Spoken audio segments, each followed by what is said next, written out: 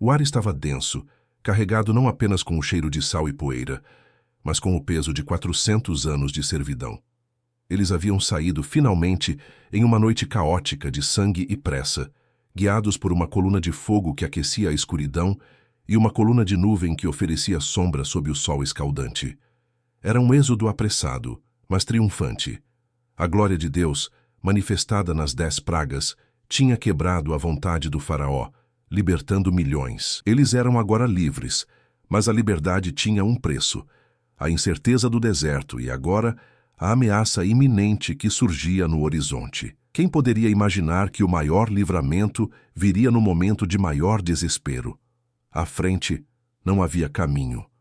A imensidão azul do mar de juncos bloqueava qualquer avanço, uma barreira intransponível que parecia zombar da promessa divina. À esquerda e à direita, montanhas rochosas e implacáveis asfixiavam o espaço, transformando o vasto deserto em um funil mortal. E atrás deles, o terror se materializava no ruído abafado de milhares de rodas de carros de guerra e o trotar incessante de cascos. Era o exército de Faraó, a nata da força militar egípcia, impulsionado por uma sede de vingança e uma humilhação que ele não podia suportar. Os gritos de euforia da partida se transformaram em gemidos e murmúrios de medo. A multidão, antes unida pela esperança, começou a se fragmentar sob o pânico. "Por que nos trouxeste aqui para morrer?" eles clamavam, suas vozes se misturando ao rugido distante da perseguição. Naquele momento de desespero total, quando a lógica dizia que o fim era inevitável, quando a fé parecia uma miragem distante, um homem se colocou entre a esperança e o desespero. Um líder improvável, gago e humilde, mas escolhido para o impossível. Ele levantou as mãos para o céu, e o mundo parou para assistir. Esta é a história de um milagre que redefiniu a liberdade. A história do momento em que o poder de um império desmoronou diante da ordem de um único Deus. A história de como o mar se curvou para que um povo escravizado pudesse caminhar para a promessa. Bem-vindos de volta ao canal. Eu sou o seu nome do canal, e hoje vamos mergulhar em uma das narrativas mais poderosas e espetaculares de todos os tempos: o êxodo de Israel do Egito e a impressionante abertura do Mar Vermelho. Prepare-se para uma jornada de fé, política, estratégia militar e, claro, milagres que desafiam a própria natureza.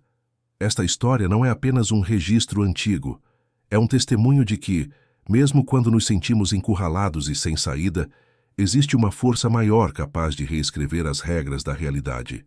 Antes de começarmos, eu quero te fazer um pedido especial. Seu engajamento é o que move o canal a trazer mais histórias como esta. Então, se você já está empolgado com este tema, deixe seu like para que o YouTube saiba que este é um conteúdo relevante. E não se esqueça de ativar o sininho para não perder a sequência dessa história. Agora, para começarmos essa juntos, eu quero saber de qual cidade você está assistindo a este vídeo. Deixe a resposta nos comentários e me diga qual outro evento bíblico você gostaria de ver narrado por aqui. Se você acha que sabe como essa história termina, eu te garanto que os detalhes e as tensões que vamos explorar farão você vê-la com novos olhos. Entender a mente de Faraó, o desespero de Israel e a estratégia divina por trás de tudo isso é o que torna este evento tão atemporal. O que o Egito representava era mais do que uma nação. Era o símbolo máximo da opressão humana, da idolatria e da autossuficiência.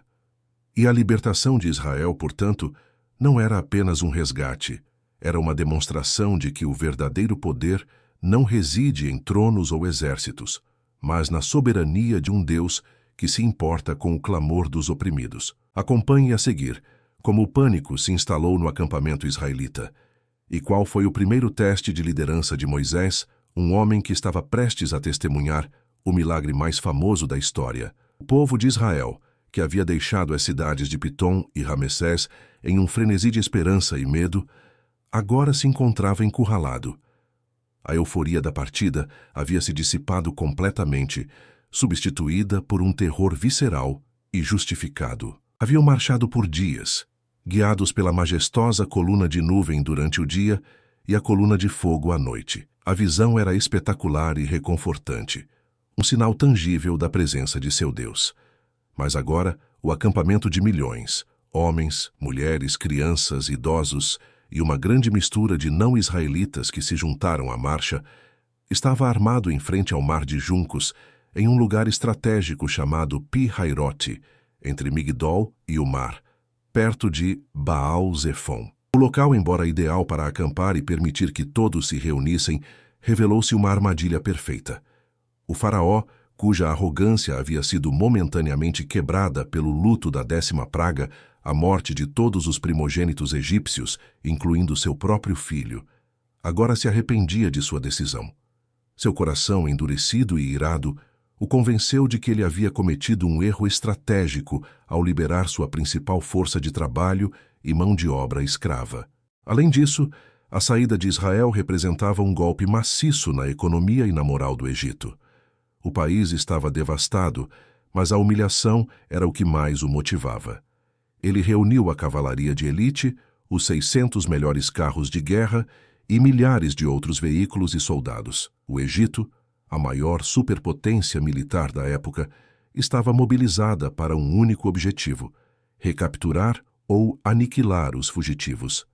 A perseguição foi rápida e brutal. O eco do exército egípcio se aproximando começou a se espalhar pelo acampamento israelita, como uma doença contagiosa. O chão tremia levemente. De repente, os murmúrios de dúvida deram lugar a gritos histéricos. A visão dos carros de guerra egípcios, seus condutores cobertos de bronze reluzente, e a poeira subindo como uma nuvem escura, transformou a esperança em um pesadelo tangível. O pânico foi imediato e avassalador. As pessoas correram em todas as direções, buscando desesperadamente uma saída que não existia. Mães apertavam seus filhos, homens gritavam de frustração, e a ordem que Moisés havia tentado impor ruiu. Eles não eram um exército, eram escravos libertados, traumatizados e sem treinamento militar.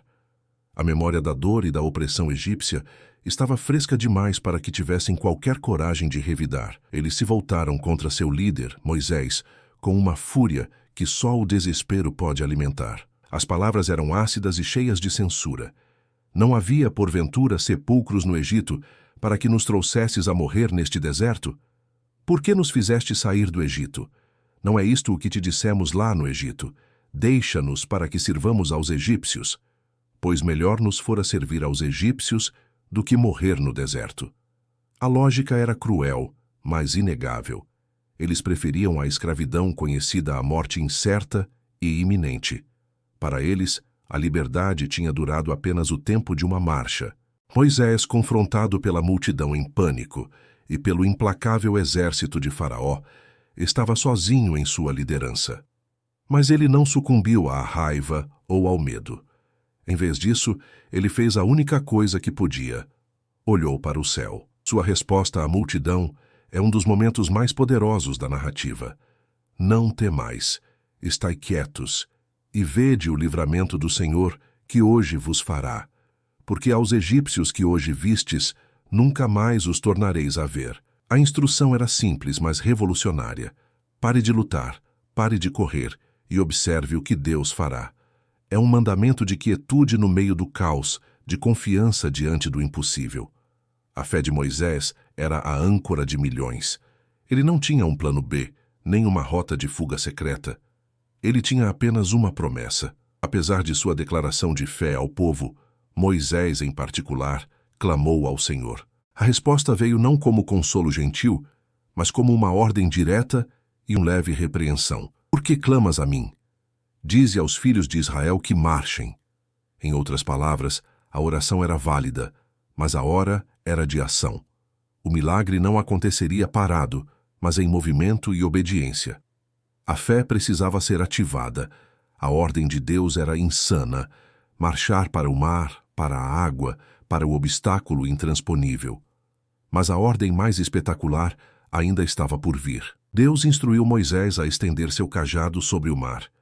Antes que isso acontecesse, porém, algo notável aconteceu para proteger o povo. A coluna de nuvem, que havia estado à frente, subitamente se moveu e se posicionou entre o acampamento de Israel e o exército egípcio. Para os israelitas, a coluna continuava a brilhar com a luz e o calor de Deus, iluminando a escuridão da noite. Mas para os egípcios, a mesma nuvem se transformou em uma barreira de escuridão impenetrável, confusão e lama, dificultando sua aproximação e paralisando sua velocidade. Era uma parede sobrenatural, uma manifestação de que o próprio Deus estava protegendo seu povo, atrasando o juízo. Enquanto os egípcios lutavam contra a escuridão e a confusão, Moisés avançou em direção à água, seu cajado erguido. Aquele cajado, que havia se transformado em serpente na corte de Faraó e batido na água do Nilo, transformando-a em sangue, agora estava prestes a realizar seu maior feito. Com o grito de comando de Deus ainda ecoando em seu coração, ele estendeu o braço sobre a vastidão azul e cinzenta do mar de juncos. O vento começou a soprar. Não era uma brisa suave, mas um vento oriental poderoso e violento que começou a rugir com uma força descomunal, vindo direto de Deus. Ele soprou a noite inteira, cortando o ar e secando o solo. Diante dos olhos atônitos de milhões, a água começou a recuar. Não lentamente, como uma maré, mas com uma violência rápida, as águas foram divididas. As paredes de água se levantaram, imensas e aterrorizantes, como duas muralhas líquidas, uma à direita e outra à esquerda. O fundo do mar, que era lama e lamaçal, secou sob a força do vento. Um caminho largo, seco e perfeitamente transitável se abriu. Um corredor de milagre no meio da morte. A passagem estava pronta. O momento da verdade havia chegado. A liberdade estava a uma travessia de distância. A visão era quase insuportável de se contemplar. Um caminho seco no meio do mar, ladeado por paredes de água que desafiavam toda a lei da física. Para Israel, era um convite à vida.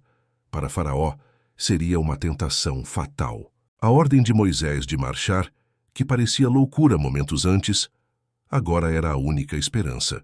Mas será que mesmo com o milagre visível diante de seus olhos, a multidão ainda hesitante conseguiria confiar o suficiente para dar o primeiro passo naquele caminho de sal e lama seca, sabendo que o implacável exército egípcio, logo atrás, esperava apenas a dissipação da coluna de nuvem para cair sobre eles? E como seria a travessia de milhões de pessoas da noite, sob a luz fantasmagórica das muralhas de água, e qual seria o custo dessa hesitação? A visão era estarrecedora. Não era uma ilusão de ótica criada pela neblina ou pela luz bruxuleante da coluna de fogo. Era um milagre sólido, seco e imponente. As águas se erguiam como cristais gigantes, refletindo a luz da coluna de fogo de um lado e o pavor das estrelas do outro. A parede líquida parecia desafiar a gravidade, mantida no lugar pela força impetuosa do vento oriental que uivava incessantemente. No entanto, o medo do povo não se dissipou instantaneamente. A natureza humana, depois de séculos de escravidão e dominação, hesita diante do novo, mesmo que o novo seja a própria salvação. Milhões de pessoas olhavam para o caminho recém-aberto, depois para a sombra escura e ameaçadora que a coluna de nuvem mantinha sobre o exército egípcio e tremiam. Dar o primeiro passo naquele corredor marítimo seco era um ato de fé radical. Eles estavam trocando o chão firme do deserto, por mais ameaçado que estivesse, pela incerteza de um caminho que poderia se fechar a qualquer momento, esmagando-os nas profundezas do mar. Moisés, no entanto, não demonstrou hesitação. Sua voz, que antes era um clamor desesperado a Deus, agora ecoava com autoridade, cortando o pânico da multidão. Ele apontou para o caminho seco e Arão, seu irmão e porta-voz, começou a organizar a multidão. Era uma tarefa monumental. Não se tratava de um regimento militar em formação, mas de uma nação inteira, com rebanhos, carroças improvisadas, idosos, enfermos e crianças pequenas. A logística de mover milhões de pessoas apressadamente na escuridão parcial da noite era um desafio maior do que qualquer faraó jamais enfrentou. As tribos foram orientadas a entrar no leito do mar. A tribo de Judá, talvez por ser a mais numerosa e forte, liderou a vanguarda, seguida pelas outras. O som da multidão entrando no mar não era de um avanço glorioso, mas de um murmúrio de pés hesitantes, de balidos de ovelhas assustadas e do ranger de rodas sobre o solo seco do fundo do mar. A cada passo, o pânico lutava contra a obediência. A travessia durou a noite inteira. Imagine a cena. Milhões de silhuetas caminhando entre duas muralhas de água fria e imensa que pareciam se estender até o céu. O cheiro de sal e algas era intenso e o vento soprava sem trégua, mantendo o caminho seco e aterrador. O que os egípcios viam do outro lado da coluna de nuvem era o que mais instigava seu ódio e sua pressa. Eles percebiam, através da névoa escura e mágica, que o povo estava escapando. A frustração de Faraó deve ter atingido seu auge. Ele havia sido humilhado pelas pragas, mas agora sua autoridade e a glória de seu exército estavam sendo desafiadas por um fenômeno que ele não podia explicar, nem destruir. A coluna de nuvem não o parou completamente. Apenas o atrasou e o cegou parcialmente, permitindo que ele entendesse a direção da fuga, mas não a natureza exata do caminho. Na manhã seguinte, ou nas últimas horas da noite antes do amanhecer, a retaguarda de Israel, exausta, finalmente alcançou a outra margem. A sensação de pisar em terra firme, areia comum após caminhar entre as paredes de água, deve ter sido um alívio indescritível, misturado com a incredulidade de que o pior havia passado. Mas a segurança era temporária. O exército de Faraó, percebendo que a escuridão da coluna de nuvem não era mais impenetrável, e observando que o caminho no mar estava lá, um desafio aberto e ultrajante ao poder do Egito, avançou. O endurecido coração de Faraó não lhe permitiu ver o milagre como um sinal divino. Ele viu apenas uma oportunidade tática. Se os escravos puderam passar, nós, o exército mais poderoso do mundo, também podemos. O caminho está aberto para nós, e lá dentro eles estarão vulneráveis e prontos para a captura. Faraó e seus capitães avançaram com tudo. Carros de guerra, cavalaria e arqueiros se lançaram no leito do mar. O barulho dos carros ecoava nas paredes de água. Um som de ferro contra a rocha seca, agora amplificado e ameaçador. Eles esperavam terreno fácil, mas o que encontraram foi o caos. Deus, que havia aberto o caminho, agora lutava contra seus inimigos dentro do caminho. Os carros egípcios pesados e projetados para a guerra na planície começaram a atolar. As rodas se soltavam, os eixos se quebravam e a força militar, antes organizada e temível, se transformava em uma desordem. A mão de Deus estava pesando sobre eles. O terror se instalou nas fileiras egípcias. Os soldados, que viam o mar dividido como um sinal de fraqueza do Deus israelita, agora percebiam que estavam em uma armadilha. Eles começaram a gritar, não de bravura, mas de pavor. Fujamos da face de Israel porque o Senhor por eles peleja contra os egípcios. O reconhecimento do poder divino veio tarde demais. Moisés estava na margem oposta, olhando para trás. O povo de Israel, seguro, observava. O sol começava a nascer, e a coluna de fogo se dissipava, revelando a cena em toda a sua tragédia. O exército egípcio estava preso, desorganizado e aterrorizado no fundo do mar. Naquele exato momento, Deus deu a ordem final. Estende a tua mão sobre o mar, para que as águas voltem sobre os egípcios, sobre os seus carros e sobre os seus cavaleiros. Moisés obedeceu sem questionar. Ao estender o cajado novamente, o vento oriental, que havia soprado a noite inteira mantendo as águas separadas, cessou. A lei da física foi restaurada com uma força violenta e imediata. As muralhas de água desabaram. Não foi um gotejamento lento, mas um rugido cataclísmico. As águas voltaram em toda a sua fúria e profundidade, engolindo os carros, os cavalos, os soldados e o próprio faraó, conforme algumas tradições históricas. O redemoinho da água fechada era o som do julgamento final de tão diminutos. O Mar Vermelho voltou a ser um mar, cobrindo o melhor exército que o mundo antigo já tinha visto. Israel viu a cena completa. O fim de seus opressores. A garantia de Moisés se cumpriu. Aos egípcios que hoje vistes, nunca mais os tornareis a ver. A libertação estava completa, e a servidão havia sido lavada para sempre nas águas do Mar Vermelho. O povo de Israel não apenas viu o milagre da abertura, mas também o milagre da destruição dos inimigos, solidificando sua fé. Naquele dia, eles creram em Deus e em seu servo Moisés. O silêncio que se seguiu ao rugido da água era tão ensurdecedor quanto a própria tempestade. Israel estava seguro. Eles olharam para o mar, e o que viram foram os corpos de seus opressores boiando na areia da praia. A prova final e inegável de que sua liberdade era permanente. A resposta do povo a essa libertação monumental não foi o medo, mas a adoração. Moisés, inspirado pela grandiosidade do evento, liderou um cântico de louvor, conhecido como o Cântico do Mar.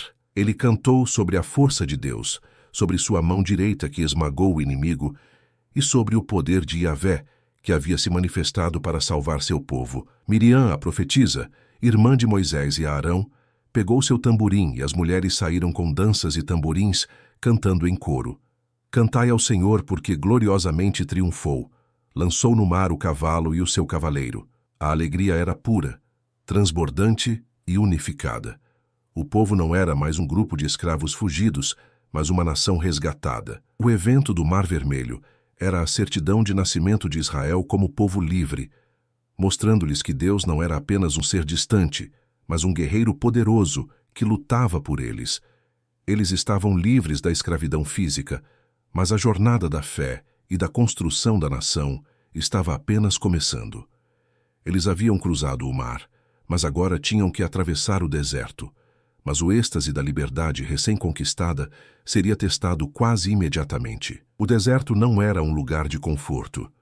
E a água doce, essencial para a sobrevivência de milhões de pessoas e seus rebanhos, logo se tornaria o próximo grande obstáculo. Como reagiria o povo, ainda traumatizado e habituado à abundância do Egito, quando se deparasse com a realidade dura e implacável do deserto de Sur? E qual seria a resposta de Moisés e de Deus quando o júbilo se transformasse novamente em murmuração amarga e desconfiança, apenas 3 dias depois da maior demonstração de poder divino que a história já havia registrado?